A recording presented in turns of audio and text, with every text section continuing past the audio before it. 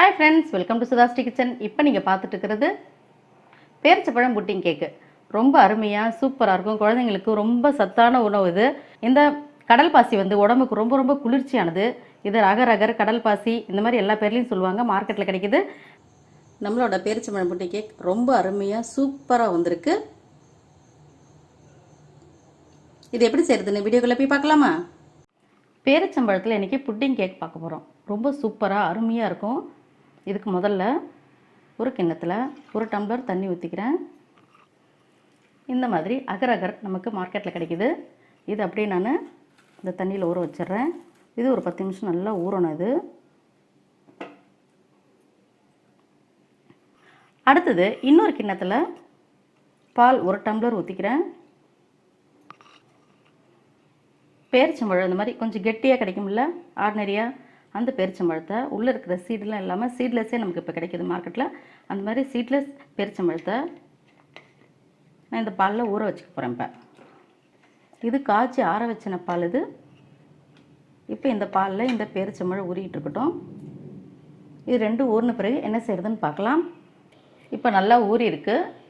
இப்போ பாலில் ஊறின இந்த பேரிச்சம்பழத்தை நம்ம ஒரு மிக்ஸி ஜாருக்கு மாற்றிட்டு நைஸாக அரைச்சி எடுத்துகிட்டு வரலாம்.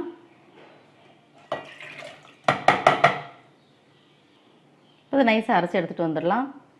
இப்போ பாலில் ஊறின இந்த பேரிச்சம்பழத்தை நல்லா நைஸாக அரைச்சி எடுத்துகிட்டு வந்துட்டோம். அடுத்தது என்ன செய்கிறதுன்னு பார்க்கலாம். இப்போ இந்த மாதிரி ஒரு அடிக்கனமான பாத்திரத்தை எடுத்துக்கலாம். இதில் 2 டம்ளர் பால் சேர்த்துக்கிறேன். இப்போ இந்த பால் நல்லா கொதித்து வரட்டும். இப்போ பால் பொங்கி வந்துட்டுருக்குது. இப்போ லோ ஃப்ளேமில் வச்சுருவோம்.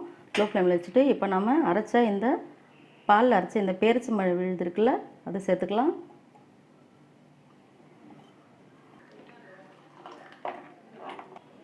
இப்போ தண்ணியில் நம்ம ஊற வச்சுருந்தோம்ல கடல் பாசி அகர் அகர், அதை நம்ம இதோட சேர்த்துக்கலாம். இதில் ஒரு ஸ்பூன் கொக்கோ பவுடர், கலருக்காக டேஸ்ட்டாகவும் இருக்கும். இப்போ இது கூட ஸ்வீட்டுக்காக நம்ம ஜீனி சத்தெல்லாம் சேர்க்கலாம். நான் இன்றைக்கி மில்க் மேடு சேர்த்துக்கிறேன். நல்லா சூப்பராக இருக்கும் டேஸ்ட்டு. இப்போ எல்லாம் சேர்த்துட்டு நம்ம நல்லா கலந்து விட்டுக்கணும்.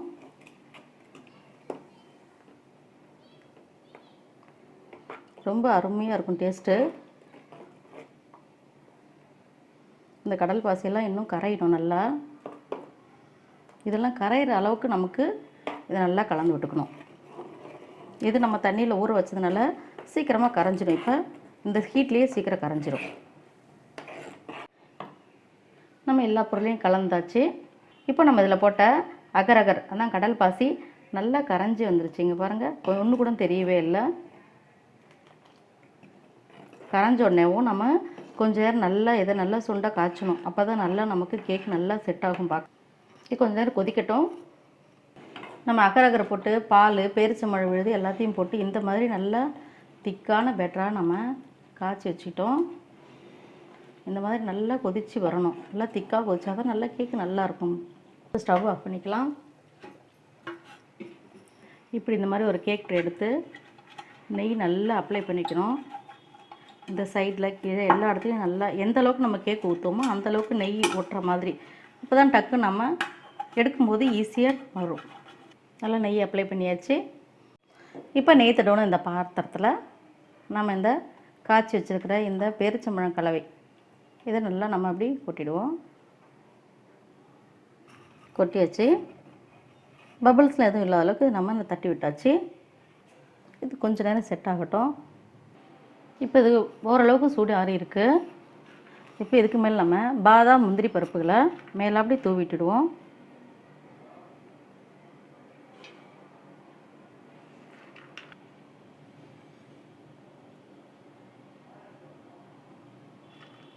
இப்போ கொஞ்சம் லிக்விடாக இருக்கும்போதே இதெல்லாம் போட்டோம்னா எல்லாம் உள்ளே இறங்கிடும். இப்போ லேசாக சூடு ஆறிட்டு இருக்கும்போது போட்டோம்னா இது மேலே அப்படியே இருக்கும். அதுக்கு தான் இப்போ கொஞ்சம் லேட்டாக போட்டேன். இப்படி கொஞ்சம் ப்ரெஸ் கொடுத்துட்டோம்னா இது ஒரே ஈவனாகிடும். இப்போ நல்லா சூடாகினா தான் நல்லா செட் ஆகும். நல்லா சூடெல்லாம் ஆறட்டும். அதுக்கப்புறம் சூடு ஆறின பிறகு நம்ம ஃப்ரிட்ஜில் வச்சுட்டு அதுக்கப்புறம் எப்படி இருக்குன்னு எடுத்துகிட்டு வந்து பார்க்கலாம். நம்மளோட பேரிச்சம்பழம் புட்டிங் கேக்கை நான் ஃப்ரிட்ஜில் ஒரு 2 மணி நேரம் வச்சுருந்தேன். சூடெல்லாம் ஆறின பிறகு 2 மணி நேரம் ஃப்ரிட்ஜில் வச்சுருந்தேன். பாருங்கள், இந்த மாதிரி ரொம்ப கெட்டியாக எந்த அளவுக்கு நல்லா கெட்டியாக இருக்கு பாருங்கள். இப்போ இது 4 பக்கம் நம்ம ஃப்ரீ பண்ணி விட்டுறணும். நம்ம நெய்யெல்லாம் தடவி இதில் கொட்டியிருக்கோம் இல்லைங்களா, சட்டுன்னு வந்துடும்.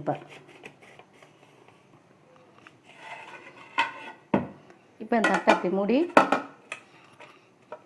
இப்படி கவுத்து விட்டுருவோம். இப்போ நல்லா அழகாக வந்துருச்சு கேக் மாதிரி. இப்போ இது இந்த கேக்கோட அடிபாகத்தில் இருந்தது.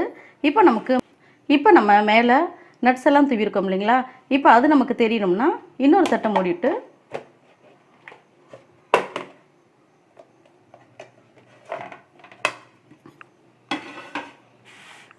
நம்மளோட பேரிச்சம்பழம் புட்டிங் அழகாக வந்துருச்சு. இப்போ குட்டி குட்டியாக நமக்கு தேவையான அளவுக்கு நம்ம கட் பண்ணிக்கலாம்.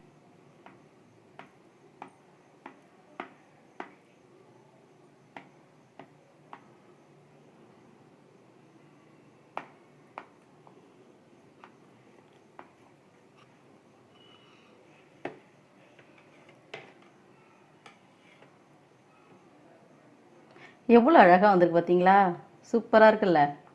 உங்களுக்கு இந்த பேரிச்சம்பழம் புட்டிங் கேக் பிடிச்சிருந்துச்சுன்னா சுதாஸ்ரீ கிச்சனுக்கு சப்ஸ்கிரைப் பண்ணுங்கள், ஃப்ரெண்ட்ஸ் அண்ட் ரிலேட்டிவ்க்கு ஷேர் பண்ணுங்கள், லைக் பண்ணுங்கள், கமெண்ட் பண்ணுங்கள்.